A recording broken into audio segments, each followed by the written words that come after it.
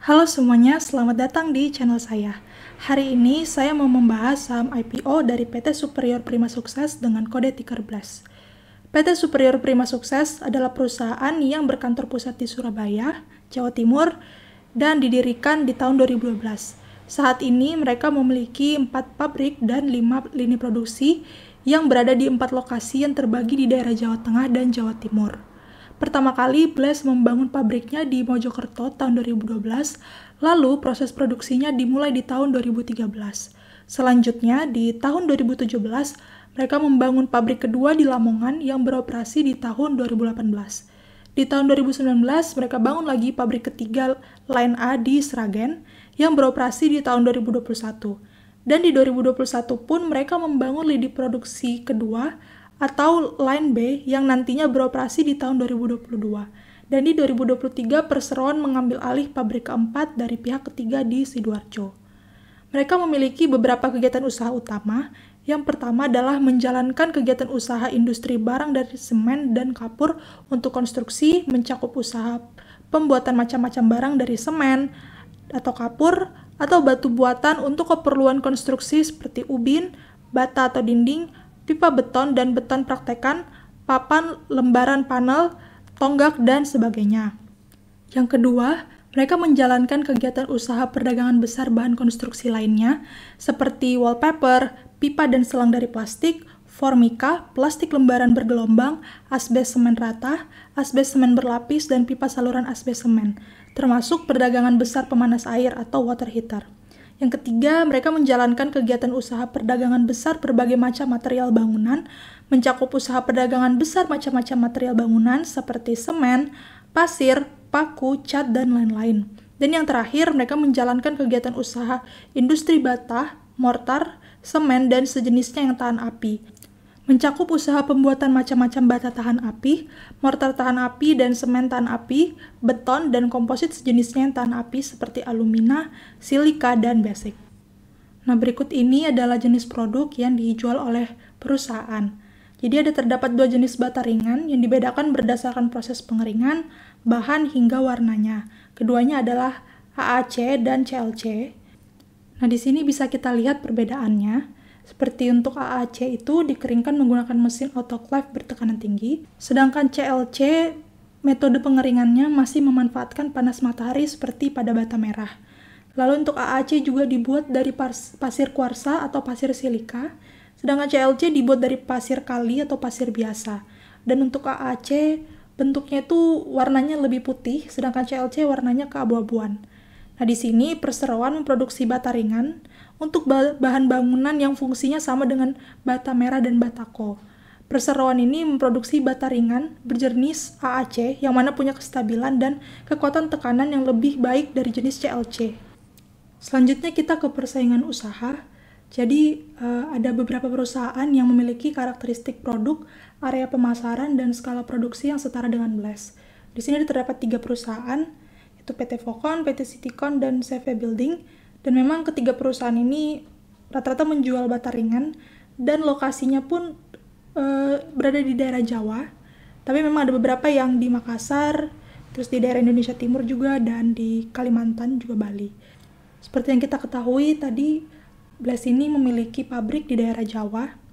Dan di sini pun perusahaan yang bergerak dalam produksi bata ringan itu nggak hanya perusahaan yang berskala besar, tapi juga berskala kecil dan menengah atau UMKM, dan di sini bisa meningkatkan persaingan usaha di industri yang dijalani perseroan.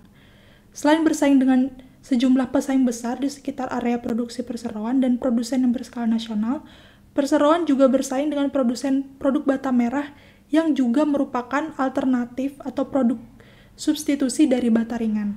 Dalam hal kualitas, jumlah pasokan dan harga yang ditawarkan produk pesaing atau substitusi lebih baik dari perseroan, maka hal ini bisa menjadi ancaman usaha yang dapat berdampak pada kinerja penjualan perseroan. Berikut ini adalah laporan neraca dari BLAST. Bisa kita lihat di sini total asetnya meningkat cukup signifikan. Ini disebabkan karena ada peningkatan kas dan aset tetap, yang mana aset tetap ini adalah penambahan pabrik baru di Sidoarjo yang cukup signifikan meningkatkan total aset. Selanjutnya juga ada peningkatan utang usaha jangka pendek dan utang bank yang merupakan jangka panjang yang digunakan untuk ekspansi. Dan di total ekuitas juga ada peningkatan karena ada tambahan modal disetor dan peningkatan modal ditempatkan dan disetor penuh untuk meningkatkan struktur permodalan. Selanjutnya kita ke laporan laba rugi. Bisa kita lihat di sini penjualannya meningkat terus ya dari tahun 2021 ke sampai 2023. Juga laba bersih yang meningkat dari tahun 2022 maksud saya ke 2023. Tapi memang di tahun 2021 ke 2022 walaupun penjualannya meningkat, tapi laba bersihnya turun.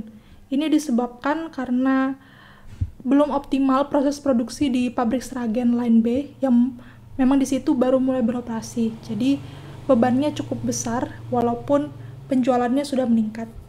Selanjutnya ini adalah daftar entitas anak yang dimiliki oleh BLAS. Jadi ada 2 perusahaan anak. Yang pertama adalah PT Superior Persada Sejahtera dan yang kedua PT Superior Sarana Sukses. Untuk PT Superior Persada Sejahtera itu bisnisnya atau kegiatan usahanya adalah menyewakan kendaraan truk seperti Colt Diesel Double, Big Dump Truck, dan truk tronton. Ini kendaraan-kendaraan yang menunjang kegiatan operasional BLAS.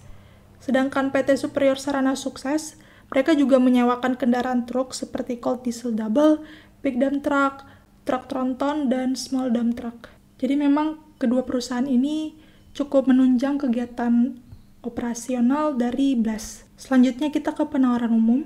Jadi perusahaan menawarkan sebanyak-banyaknya 1.318.979.000 saham dan ini adalah besarannya kurang lebih 15,05% dari modal ditempatkan dan disetor penuh perseroan. Untuk harga penawaran berkisar di antara Rp175 sampai dengan Rp185. Dan dana yang nantinya akan didapatkan berkisar di antara 230,8 miliar sampai dengan 244 miliar rupiah. Nah, berikut ini adalah struktur permodalan. Jadi bisa kita lihat pemegang saham terbesar itu dimiliki oleh PT Global Base Universal. Lalu yang kedua adalah PT Tata Utama Gemilang. Sisanya ini ada, selain itu juga ada PT Tancorp Investama Mulia yang memiliki sekitar 9,64%. Lalu masyarakat di sini sekitar 14,9%.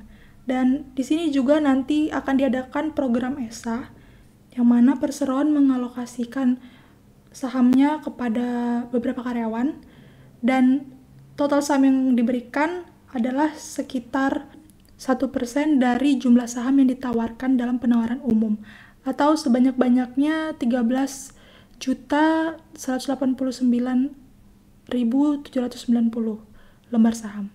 Dan kepada karyawan yang mendapatkan sahamnya ini diadakan lock-up period selama 12 bulan setelah listing. Selanjutnya kita ke rencana penggunaan dana.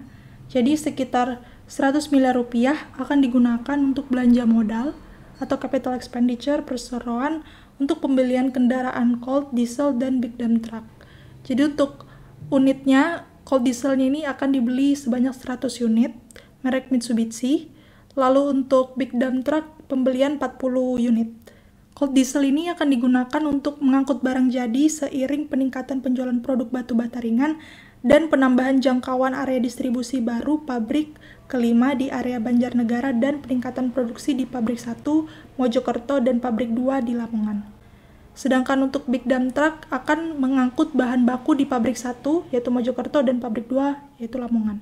Dan sisa dananya akan digunakan untuk keperluan modal kerja atau working capital antara lain seperti biaya operasional pabrik, pembayaran kepada pemasok, pembayaran kepada ekspedisi, penambahan sumber daya manusia. Berikut ini adalah valuasi dari BLAS. Bisa kita lihat di sini ROE-nya berkisar di antara 7,6% sampai dengan 7,9%. Dan untuk PER-nya di sekitar 8,5 sampai 9, sedangkan untuk PBV-nya di 0,67 sampai dengan 0,68. Untuk PBV dia ini di bawah 1, jadi memang bisa dikatakan tergolong murah, sedangkan untuk PER dia di kisaran 8,5 sampai dengan 9, menurut saya ini cukup standar. Jadi valuasinya menurut saya lumayan standar untuk saham IPO. Dan untuk kapitalisasi pasarnya nanti akan di kisaran 1,5 triliun sampai dengan 1,6 triliun. Untuk underwriter-nya, Blast akan dikawal oleh PT Lotus Andalan Sekuritas dengan kode broker YJ.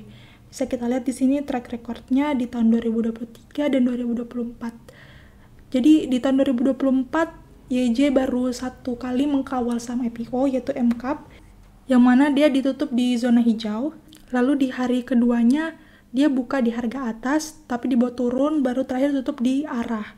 Sedangkan untuk hebat, jadi dia 4 kali ARB, dan yang ini di hari pertama langsung dibanting.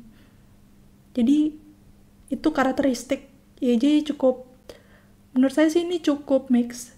Dan di sini perlu kita perhatikan jumlah dana IPO-nya untuk yang sebelum-sebelumnya ini di bawah 100M, sedangkan untuk Blast ini nanti perolehan dananya di kisaran 230 sampai dengan 240M.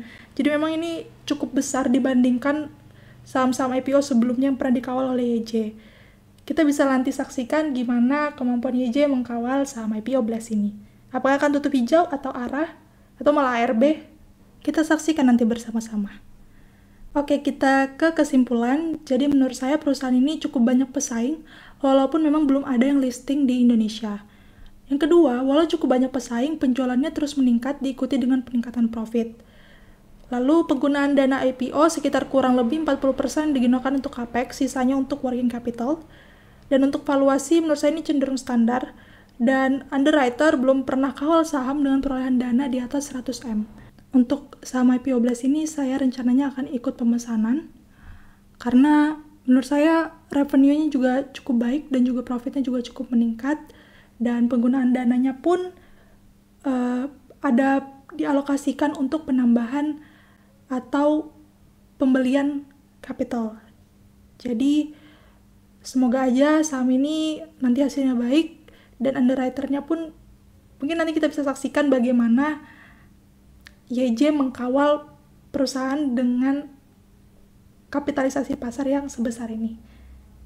Sekian dulu analisa saham IPO dari saya. Terima kasih sudah mendengarkan. Dadah!